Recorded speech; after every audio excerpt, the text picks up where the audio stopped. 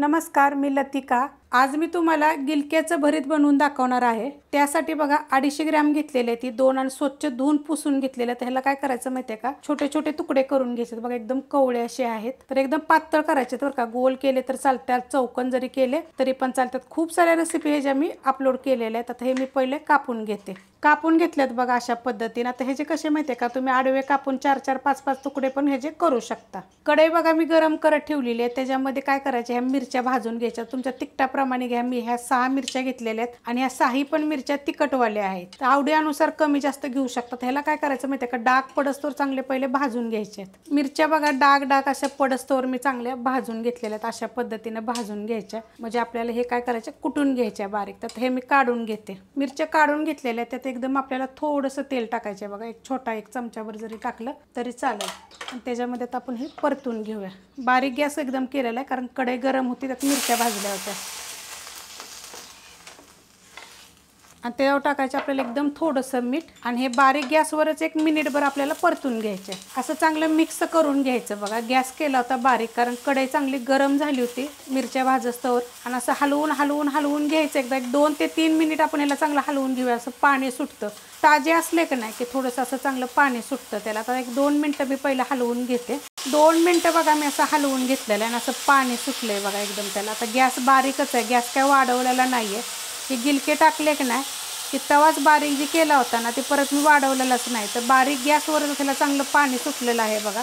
आपण झाकण ठेवूया आणि एकदा हलवायचं, कारण आता ही माझी स्टीलची कढई आहे। असं थोड्या वेळानं हलवायचं। 1-2 ते 3 मिनटं फक्त मी झाकण ठेवणार आहे आणि एकदा मी हलवून पण घेणार आहे। आता आपण ती झाकून ठेवले, तोवर आपण हा मसाला कुटून घेऊया। तर ह्या मिरच्या आपण भाजून घेतलेल्या, 1 गड्डी लसूण घेतलेला आहे, छोटा अर्धा चमचा बघा जिरं घेतलेलं आहे, आणि एवढी कोथिंबीर घेतलेलं आहे। आता हे मी खलबत्त्यामध्ये कुटून घेणार आहे। तुम्हाला पाहिजे तर तुम्ही मिक्सरला पण बारीक करू शकता। खलबत्त्यामध्ये बघा मी अशा पद्धतीने कुटून घेतलेलं आहे। तुम्ही मिक्सरला जरी बारीक केलं तरी चालेल। झाकून ठेवलं होतं बघा, आणि एकदा हलवलेलं आहे बघा। अशा पद्धतीत शिजलेलं आहे, आणि त्याच्यामध्ये पाणी भरपूर आहे। गॅस बारीकच आहे का, एवढं पाणी होतं। जर ताजे असले की नाही तर पाणी सुटतं, आणि जर जुने असले की नाही जास्त दिवसाचे तोडलेले तर मग काय पाणी सुटत नाही। आता काय करायचं माहिती आहे का, गॅस केलेला आहे मी आता मीडियम गॅसवरच ठेवायचं, आणि थोडेसे असे आपलं जे उलटण्यानं असतं त्याला हे करून घ्यायचं। मग ते बारीक होतात, आणि आपल्याला हे पाणी सगळं आटवून घ्यायचं, हे लक्षात ठेवायचं।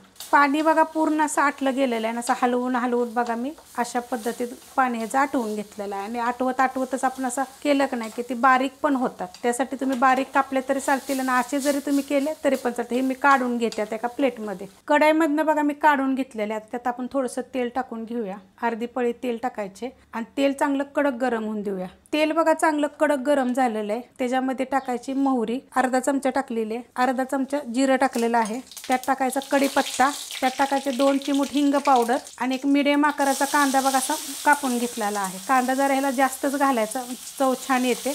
250 ग्रॅमसाठी बघा मी कांदा घातलेला आहे, आणि वाटीच्या मापाने 1 वाटी झालेला। आता कांदा आपण चांगला भाजून घेऊया। कांदा बघा चांगला भाजला गेलेला आहे, अशा पद्धतीत भाजून घ्यायचा। गॅस आहे आपला मीडियम। आता जे आपण हे कुटून घेतलं होतं ना, हे टाकून घ्यायचं सगळं। 1.5 चमचा झालेला आहे बघा। आता हे पण आपल्याला मीडियम गॅसवरच 2 ते 3 मिनटं परतून घ्यायचं। मिरच्या तर आपण भाजलेल्याच आहेत, फक्त लसूण जिरं वगैरे कुटलं होतं ना, त्यासाठी आपलं 2-3 मिनिट परतून घ्यायचं। परतून घेतलेलं आहे बघा मस्त असं। आता त्यात टाकणारे थोडीशी हळद मिक्स करून घेऊया। आपण कशी कोथिंबीर वगैरे सगळंच बारीक केलेलं ना, त्यामुळे चव छान येते बघा ह्याची। आणि त्याच्यामध्ये ही गिलके टाकून घेऊया, आणि गॅस मिडियमच आहे। आता मिडियम गॅसवर पहिलं मिनिटभर मी परतून घेते, कारण शिजवताना आपण ह्याच्यामध्ये मीठ पण टाकलेलं आहे, हे पण लक्षात ठेवायचं। परतून घेतलेलं आहे बघा। त्यात टाकणारे आता ही शेंगदाणे काय केलेले आहेत माहिती आहे का, भाजलेले आहेत, असे मोठे कुटलेले आहेत। त्याचं साल वगैरे काढलेलं नाही। तुम्हाला जर काढायचं असलं तर तुम्ही साल पण काढू शकता। आता हे शेंगदाणे किती होते माहिती आहे का, ह्या वाटीच्या प्रमाणे 2 वाटी गच्च भरून होते। तर ते काय केले होते, भाजले होते, आणि असे मोठे मी कुटून घेतलेले आहेत खलबत्त्यात। तर तुम्हाला पाहिजे तर तुम्ही त्याची साल पण काढू शकता।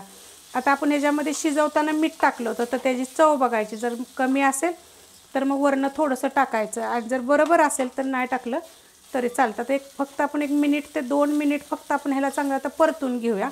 नाहीतर तुम्ही जर ह्याच्यावर जरी झाकण ठेवलं की नाही, कारण शेंगदाणे आपण असे भाजून केले होते, तर ते थोडेसे आपले कडकच असतात। त्याच्यावर आपण आता 2 मिनिटासाठी बारीक गॅसवर आपण झाकण ठेवूया, का जेणेकरून आपले शेंगदाणे पण थोडेसे सॉफ्ट होतात।